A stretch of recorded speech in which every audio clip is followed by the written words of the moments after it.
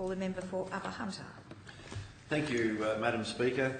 I rise to again highlight a particular issue which is important to Singleton in my area, in the Upper Hunter electorate, along with many other areas across the Hunter and New South Wales, indeed Australia, and that is the management of flying fox colonies. On Sunday, I was very happy to attend a protest rally supporting the residents of Singleton to take back Burdekin Park.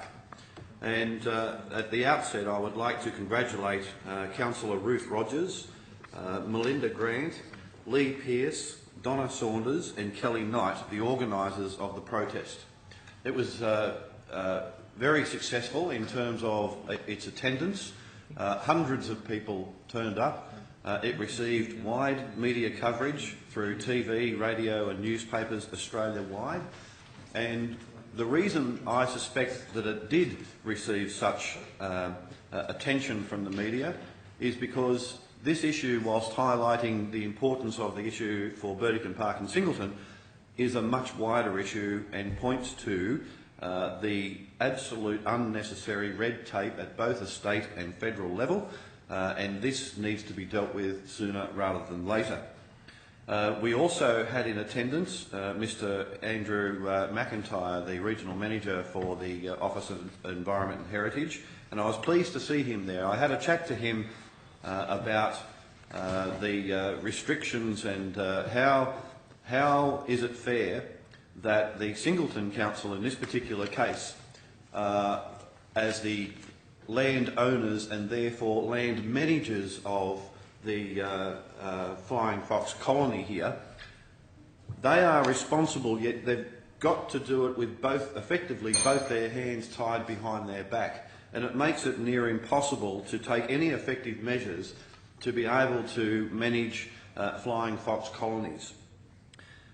Flying foxes, we know, are a protected species. They are listed as vulnerable under the Commonwealth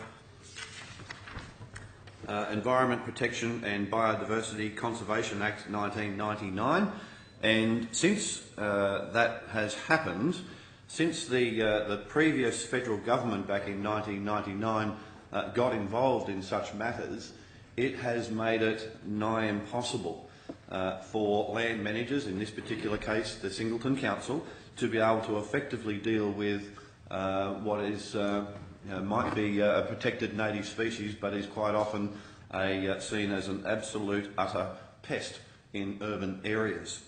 Burdekin Park is a relatively small area, but currently the estimated numbers of bats are around 20,000. Relatively small area in so much as it could be a couple of acres maybe. It is meant, there's a wonderful war memorial there for many, many years, and a military museum there in the park. For many, many years, Anzac Day services and other military services have been held there, but have not been able to be held there for a number of years now. In fact, the bats have been in Burdekin Park since 2000 and are only growing in numbers. Despite attempts in past years using high levels of noise when they come back to roost in the morning, that has been unsuccessful. Despite attempts to relocate the colony, that has been unsuccessful.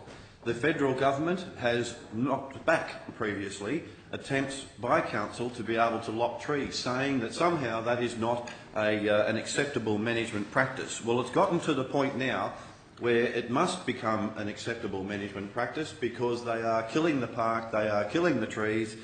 The park could be developed into something so wonderful for the future of the Singleton community.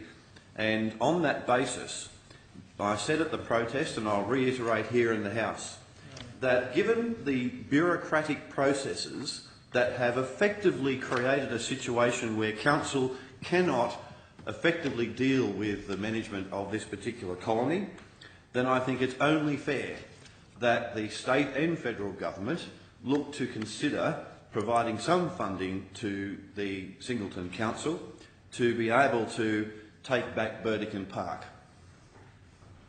Thank you. I think the member for Upper Hunter.